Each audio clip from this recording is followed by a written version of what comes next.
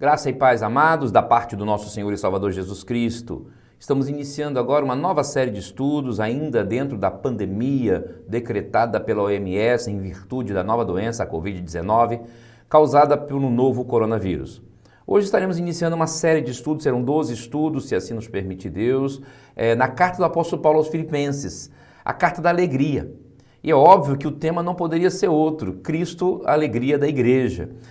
E essa carta vem num tempo muito bom, num momento muito bom, porque é uma carta que vai nos mostrar que a verdadeira vida cristã, ela olha sempre além. Ela olha mais do que esta vida, ela olha a eternidade, porque na realidade Paulo estava preso, Paulo estava enclausurado, não tinha condições, estava com o coração entristecido e recebe mantimento e manutenção desta igreja, a igreja de Filipos, através de um membro daquela igreja, Epafrodito.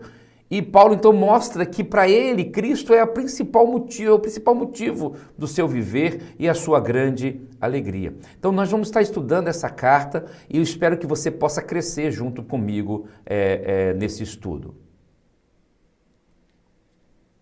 O nosso primeiro tema será o serviço começa com a humildade. Esse primeiro tema é uma introdução com base nos primeiros 2 versículos dessa carta, onde Paulo vai se apresentar, ele e Timóteo se apresentam como servos do Senhor, escrevendo aos santos. E aí nós vamos ver a postura humilde do apóstolo, que deve nos falar muito ao coração, mas ao mesmo tempo vamos ver por que ele escreve dessa forma e vamos aprender algumas coisas que esses dois termos, servos e santos, podem nos dar. Será um estudo um pouco temático e um pouco expositivo. Estaremos expondo um pouco da carta, mas trazendo os temas também que ela propõe para que nós possamos conhecer um pouco mais esses temas dentro da Bíblia de um modo geral. Vamos então fazer a leitura da palavra de Deus em Filipenses capítulo 1, versos 1 e 2. Assim diz a palavra do Senhor. Paulo e Timóteo, servos de Jesus Cristo, a todos os santos em Cristo Jesus que estão em Filipos, com os bispos e diáconos, a graça a vós e paz da parte de Deus, nosso Pai, e da do Senhor Jesus Cristo. Que Deus abençoe sua palavra aos nossos corações. Vamos orar? Pai de amor, nós louvamos o teu nome, Senhor, nós te adoramos pela tua grandeza, pelo teu poder, por tua graça e a tua misericórdia, e nós suplicamos, ó Deus, que venhas falar poderosamente aos nossos corações. Ensina-nos, ó Deus, a cada dia a conhecer mais a tua palavra. Oramos em nome de Jesus. Amém. Sempre que estudamos as cartas na Bíblia ou algum livro da Bíblia, é importante conhecermos um pouco do seu autor. O nosso intuito não é nos aprofundarmos muito, nem discutirmos muito, mas apenas para termos uma ideia. Então a autoria dessa carta é uma autoria paulina, todavia ele coloca como Timóteo sendo o coautor. Mas é importante nós sabermos que Timóteo não escreveu a carta, mas estava com Paulo quando ele escreveu. Então Paulo coloca isso como se fosse uma consideração por Timóteo participar, estar junto com ele, né? E ele inclusive é muito elogiado por Paulo no decorrer da sua carta. Então fica subentendido que Timóteo acompanhava Paulo nesse período de sofrimento, nesse período de dor, nesse período de dificuldade, porque como nós falamos, Paulo estava preso, e ele estava preso por causa do Evangelho, e então Timóteo o acompanha, e ele agora mostra a diferença que Cristo fez na sua vida, tá certo? Isso é muito interessante. A cidade de Filipos foi uma cidade que foi fundada por Filipe II, pai de Alexandre o Grande, é uma cidade que é cosmopolita, ou seja, várias nações ali, várias línguas. Ela recebeu da parte do Império Romano o direito de ser uma cidade especial, tratada de uma forma especial. Os seus cidadãos não precisavam pagar impostos, eles eram considerados já cidadãos romanos, e é por isso que quando Paulo fala que é cidadão romano, eles têm medo diante de tudo isso. Em Augusto, o primeiro imperador, elevou a cidade a esse nível porque ela servia de base nas guerras no início do Império. Então, era uma cidade estratégica, era uma cidade que ajudava muito o Império, por isso chegou a esse nível. E aí Paulo apela para a cidadania romana e isso assusta um pouco os cidadãos ali de Filipos. A igreja, em contrapartida, foi uma igreja que nasceu de uma forma bem, digamos assim, atípica, né? Paulo tinha o hábito de ir nas nas sinagogas, e ali começava a pregação do evangelho. Mas tudo indica que Filipos não tinha uma sinagoga, porque Paulo ele vai para a beira de um rio onde ali os irmãos, e quando a Bíblia fala irmãos, não está falando necessariamente de cristãos, mas os seus irmãos da fé judaica estavam ali se reunindo. É bom falar também que no início do cristianismo era difícil separar o cristianismo da fé judaica. O próprio Paulo mesmo não conseguia ver isso. Ele entendia que ele era ainda judeu e que Cristo era um Messias prometido para que o cristianismo, ou melhor, que o judaísmo se fortalecesse cada vez mais. Então a fundação dessa igreja, você vai encontrar em Atos capítulo 16, né, lá no ano de 51 depois de Cristo, nós temos essa narrativa, onde Paulo chega na cidade, procura uma sinagoga, não encontra, vai até o rio, lá estavam algumas pessoas orando, ali Lídia se converte e assim nasce a cidade. Então nasce a igreja. Então a igreja nasce já com um grande vínculo com o apóstolo Paulo. A igreja nasce com uma grande ligação com este apóstolo. E isso é que nós vamos ver a partir desse momento, e nós vamos ver que essa ligação vai aumentando e que Paulo tinha uma grande consideração por esta igreja. Então, em função da ligação que o apóstolo Paulo tem, e aí ele vai preso, e ao ser preso, provavelmente a notícia chega até a igreja de Filipos. Esta, por sua vez, envia um dos seus membros, Epafrodito, que vai com uma carta e vai também com mantimento e outras coisas mais. Ele chega muito doente. Paulo, então, fica triste. Em um determinado momento ele vai dizer isso, que Deus não permitiu que a tristeza dele aumentasse e restaurou Epafrodito. Epafrodito volta, então, com esta carta e chega para dar notícias até a igreja de Filipos. E aí vem aquilo que nós começamos a falar lá atrás. Paulo, ele se autodenomina servo. Então a primeira coisa que nós vamos ver aqui é exatamente isso. Paulo se denominava servo e como servo ele escreve aos santos. Então Paulo se considerava servo, mas ele faz isso com uma forma de humildade, para mostrar que ele não era nada, que ele era igual a eles, que ele, apesar dele ser missionário, apesar dele estar pregando, apesar dele já ser famoso, ele era servo, e servo do Senhor. E o que um servo, o que essa expressão servo pode nos ensinar? A primeira coisa que nós aprendemos é que um servo era comprado pelo seu Senhor. Não há preço algum no mundo que possa pagar o que Deus fez por nós. Com seu precioso sangue, nós fomos resgatados. Jesus nos comprou da nossa condição de pecado. Nós somos pecadores e Cristo nos compra, nos dá uma nova esperança, nos dá uma nova vida, uma nova dimensão. Nós temos que ter isso em nossa mente. E Paulo vai nos ensinar algumas coisas. 1 Coríntios, capítulo 6, verso 20, vai nos dizer o seguinte: porque fostes comprados por bom preço, glorificai, pois, a Deus no vosso corpo e no vosso espírito, os quais pertencem a Deus. Então, Paulo está nos ensinando com isso que quando Cristo nos compra, nós nos entregamos todo para Ele, nós pertencemos todo a Ele. A ideia de compra dos servos era muito comum naquela época. Eu sei que talvez nós estamos num outro contexto, você vai ficar um pouco assustado, porque hoje fala-se em muita igualdade e isso é fundamental e a Bíblia já começa a pregar isso lá atrás. Paulo vai falar que em Cristo não há mais servo, não há mais livre, não há mais judeu, mas ele pega a simbologia, ele pega a alegoria que está em volta da situação e mostra, nós agora somos servos de Cristo, porque Ele nos comprou. Em 1 Coríntios, no capítulo 7, verso 23, ele vai dizer, fostes comprados por bom preço. Então, o bom preço que nós fomos comprados foi o preço do sangue de Jesus. E isso é que nós temos que ter consciência. Em Apocalipse, uma cena linda e maravilhosa, o texto vai nos dizer o seguinte: e cantavam um novo cântico dizendo, digno és de tomar o livro e de abrir os seus selos, porque foste morto e com teu sangue compraste para Deus homens de toda tribo, e língua, e povo, e nação. O que João está dizendo em Apocalipse, que agora em Cristo nós pertencemos a Deus. Agora em Cristo somos dele, completamente dele. E nós agora pertencemos e fomos comprados por ele. E nós fomos comprados de quem? Da escravidão do pecado. Em Romanos 6 e 7, Paulo vai dizer exatamente isso. Nós somos escravos do pecado e aí Cristo nos compra, Cristo nos resgata e paga um preço muito alto, ele paga um preço com o seu sangue. Mas a segunda coisa que nós aprendemos é que um servo era ligado ao seu senhor.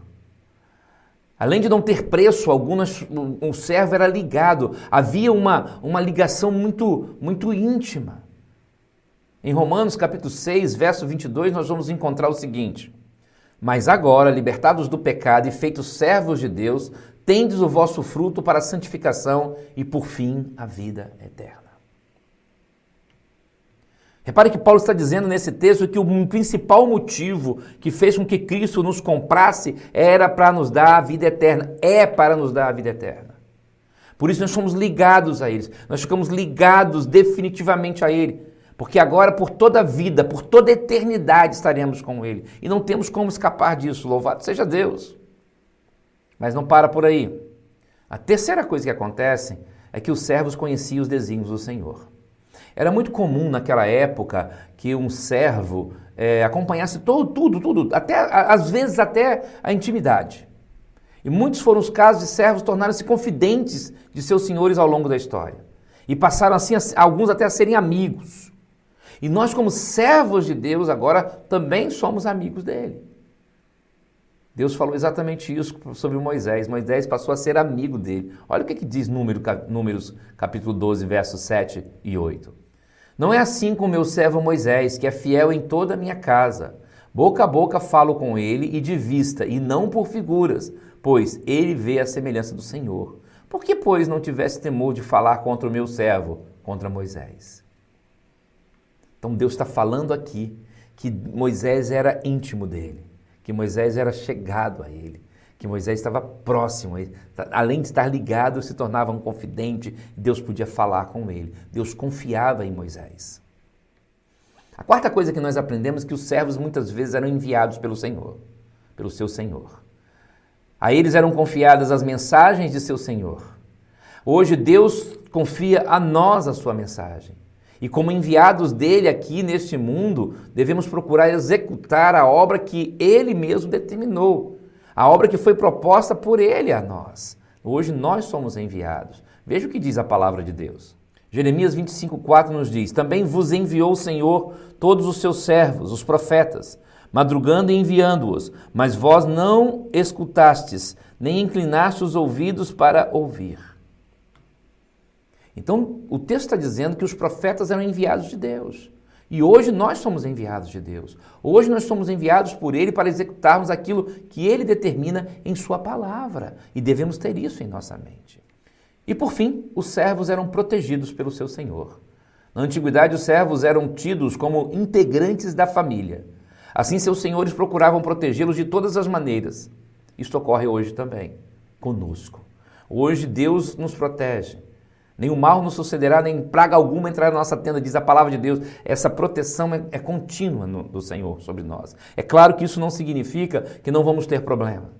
Assim como também naquela época muitos servos não conseguiam escapar, nós também muitas vezes não vamos conseguir escapar dos problemas e das dificuldades da vida. Todavia, temos em Deus uma segurança tal que podemos confiar. Temos em Deus uma segurança tal que temos uma eternidade garantida. Então não precisamos nos preocupar. Então Paulo fala que ele é servo, mas aí agora ele vai mudar o discurso. Ele escreve como servo, mas ele escreve para os santos, aos santos em Cristo Jesus. Essa introdução é muito comum nas cartas paulinas, praticamente todas elas. Ele fala isso dessa forma, e o que ele quer dizer com isso é que quando Cristo nos transforma, nós já nos tornamos santos.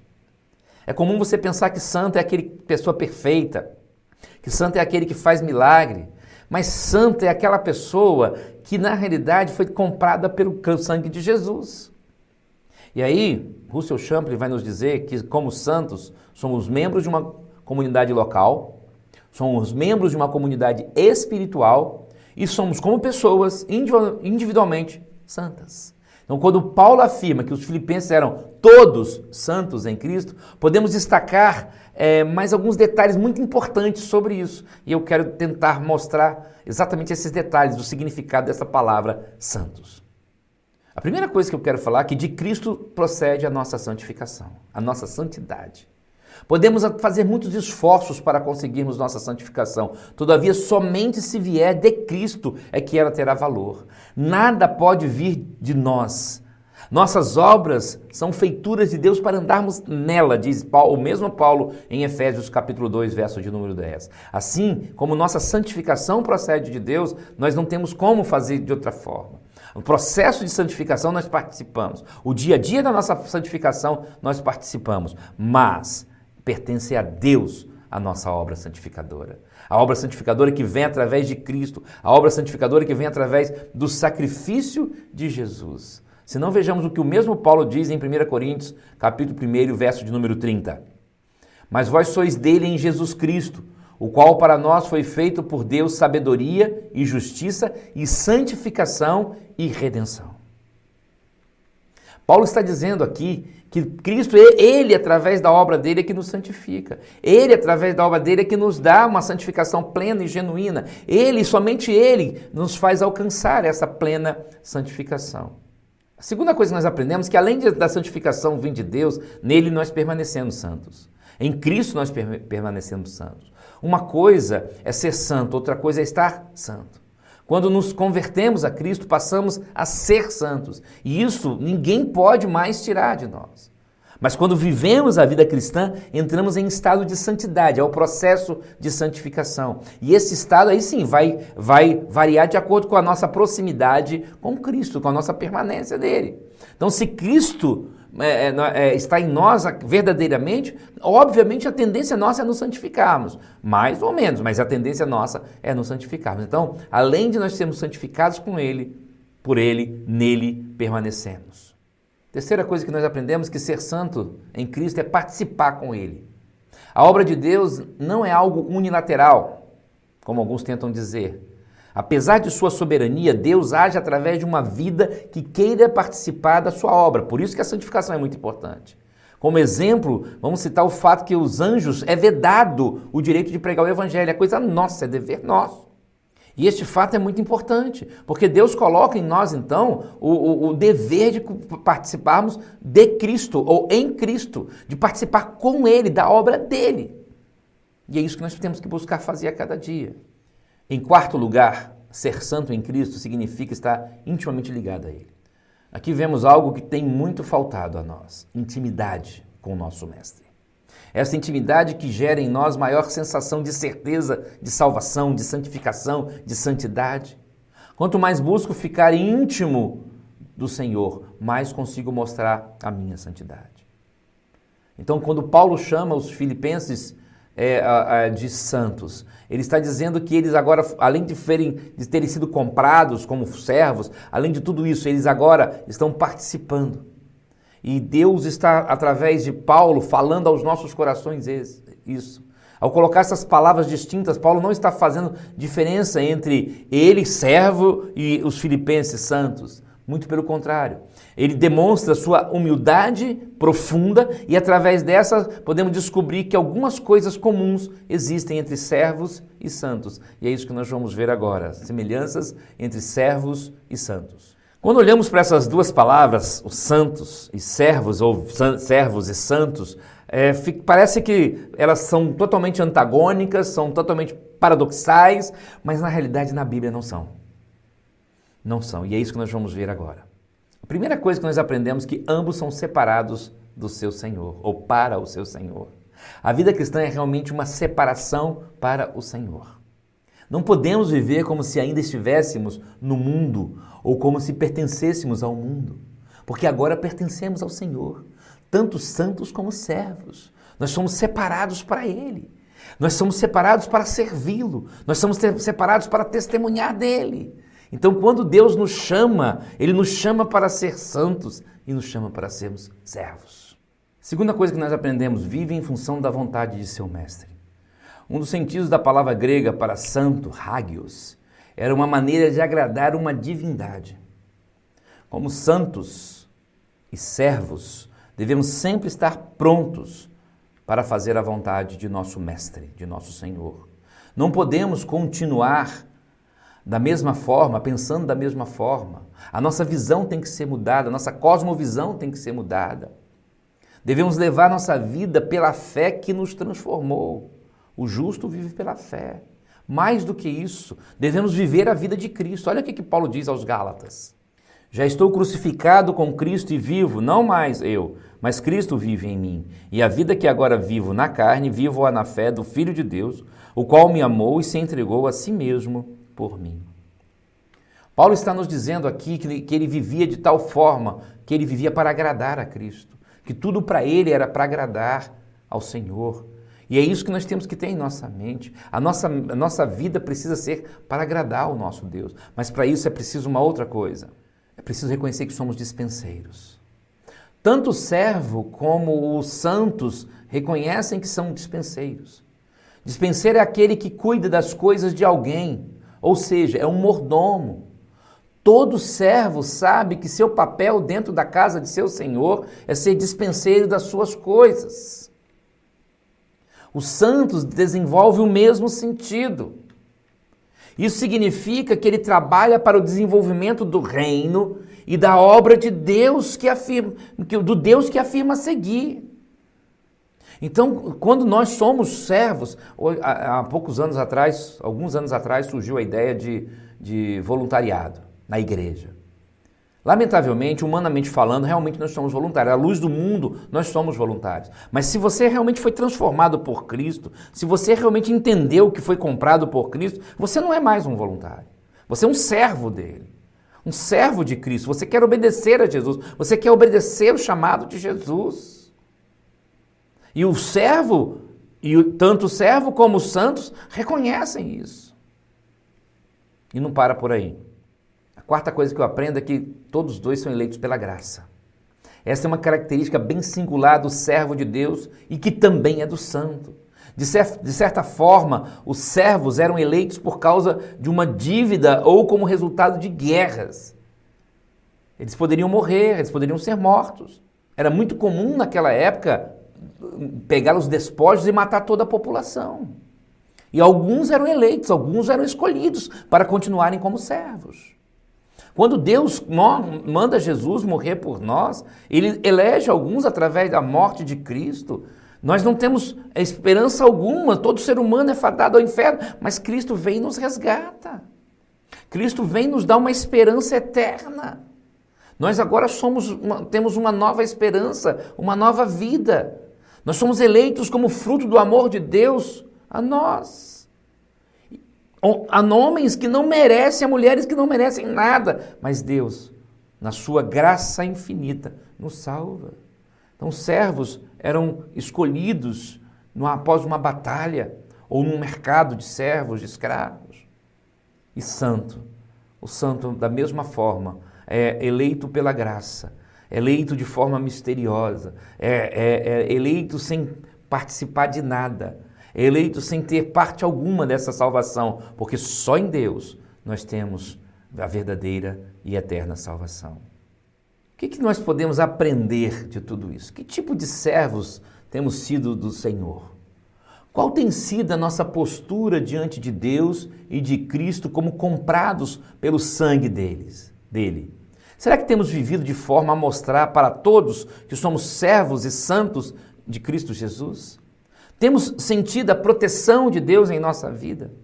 Devemos avaliar nossa vida diante de Deus e ver se realmente estamos vivendo como santos e como servos do Senhor. Pelo menos duas aplicações eu quero que você faça na sua vida. A primeira coisa que é importante, a nossa postura de santos começa quando entendemos que somos primeiramente servos. Quando eu entendo que eu sou servo, realmente, aí eu tenho uma postura de santo. Quando eu entendo que eu não sou voluntário, quando eu entendo que eu não estou aqui para prestar favor à igreja, mas que eu sou servo do Senhor, servo do dono da igreja, servo daquele que morreu por mim, aí eu estou dando um grande passo. E a segunda coisa que eu aprendo, nosso viver deve sempre refletir tanto nossa santidade quanto a nossa servidão.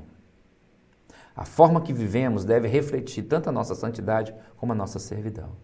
Nós não somos comprados para ficarmos de braços cruzados, mas também não somos comprados para entrarmos num ativismo. Então nós somos comprados para vivermos uma vida cristã, para refletirmos essa vida cristã diante de outras pessoas, diante da comunidade, mas principalmente diante daquele que nos chamou das trevas para a sua maravilhosa luz. Esse foi o nosso primeiro estudo.